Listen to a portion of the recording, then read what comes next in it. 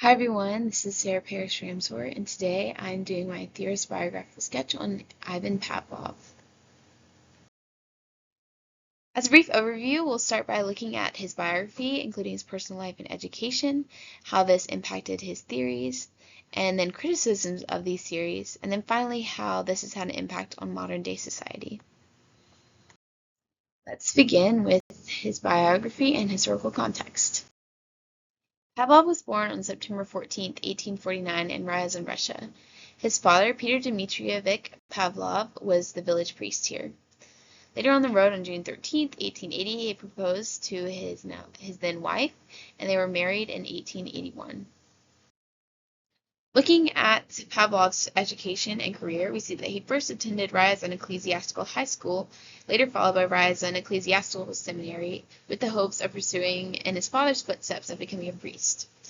He only ever took one course in psychology here, interestingly enough, but he was influenced by famous scientists and psychologists such as Sechenov, who he later called the father of Russian physiology. And Sechenov really impacted his views of how physiology is so important in the scientific world. And Charles Darwin was also another influence in his ideas. Later, he attended the University of St. Petersburg in 1870, and this is where he had really abandoned his religious career.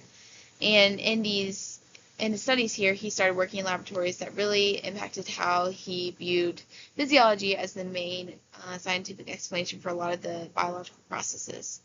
He received his degree in Candidate of Natural Sciences 5 years later.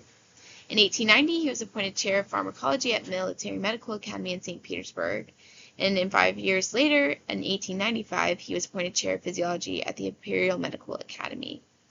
It was during this time that he became an accomplished surgeon, and this is where his experiments with the dogs really began, as he was studying them originally to study the digestive system. And he discovered through this experimentation that the nervous system has a significant impact on the regulation of the digestive process. But what really stood out to him was when the dogs started to salivate whenever they saw the scientists coming in their white coats. This is really what sparked his desire to experiment with them and what we later now learn to be classical conditioning.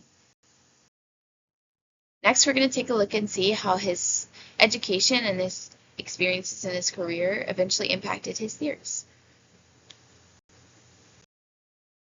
Probably what Pavlov is most well known for is his theories on classical conditioning, and this is basically the idea that stimuli can be conditioned to present certain physiological reactions. He understood this through his experiment of putting acid in the mouth of the dog, or this diagram is shown. It shows it as ground dog food. But originally he began by putting acid in the mouth of the dog, and automatically the physiological response is to spit it out, and the saliva is produced to break down and wash away whatever is in the mouth. We can see that in this diagram here. And he measured the amount of saliva that was produced. He then added the use of an external agent of sound before putting the solution in the dog's mouth. And basically, the dog was conditioned to it. Whenever he heard the sound, he would start salivating because he associated it with the acid. Just like he originally observed the dogs starting to salivate when they saw the white coats as scientists, because the scientists were the ones who fed them. Again, the dog's reaction to hearing the sound became the mental process that was physiologically responded in salivating. And he really honed in on the idea of reflexes and how there are conditioned reflexes and unconditioned reflexes. He proposed that the unconditioned reflexes are permanent connections between the external factors and the physiological responses. And in our words, we might call this simply instincts. And his idea was that these were meant to keep the animal at equilibrium. He said, however, though, that with the environment changing, there are some things called conditioned reflexes, and these are temporary and are created in the moment.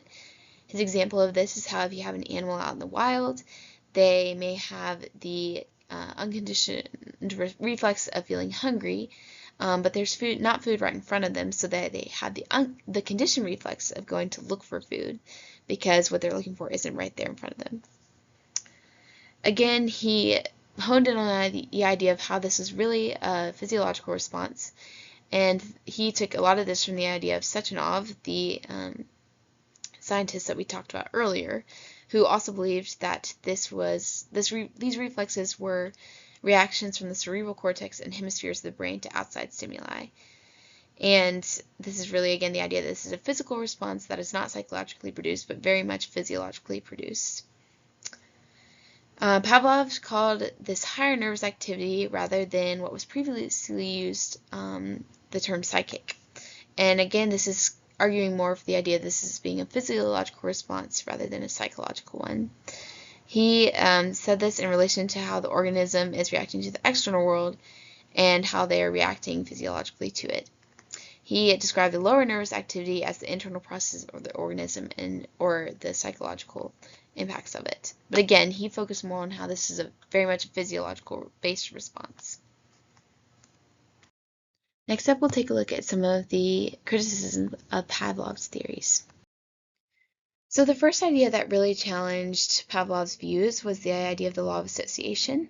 And this is basically the understanding that memories are what's responsible for the associations between the food and the salivating.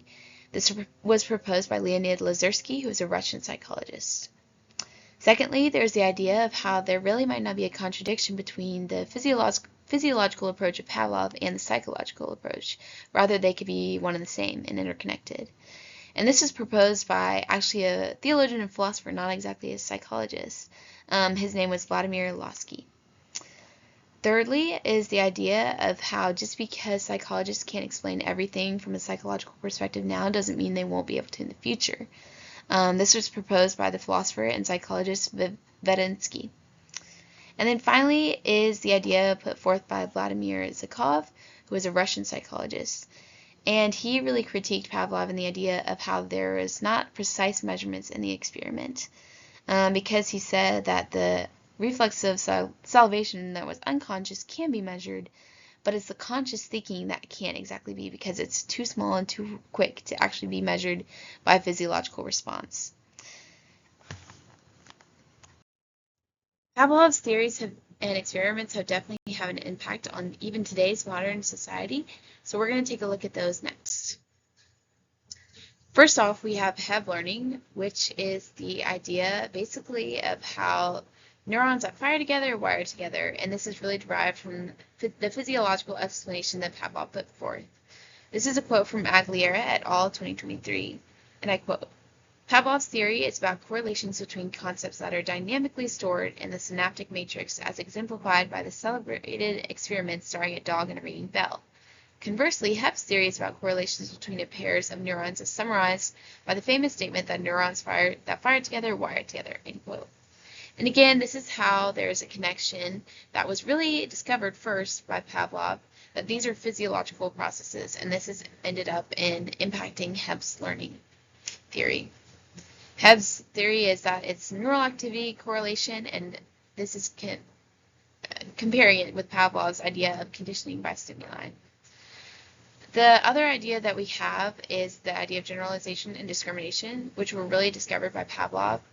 And generalization being the tendency to respond to a stimuli similar to the stimulus that it resembles, and discrimination being the tendency for that behavior to happen once the stimulus is present, but not with another stimulus.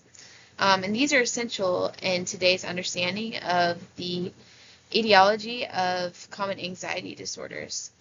The idea of extinction that Pavlov discovered, or where the conditioned stimulus ceases to be what gets a physiological response, is also important in modern day therapies, and this is what therapy for emotional disorders are built on today. And then finally, there's the idea of the social phenomenon. And this is really an idea put forth by Pavlov himself, but I think it's still very much true in today's society, and we can see it in how we interact with people.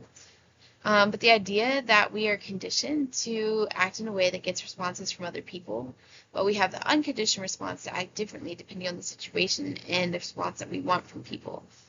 This is an example of how Pavlov's theories are played out in every day, and he gives us the language for that to understand it more. Here are the citations for the sources that I used.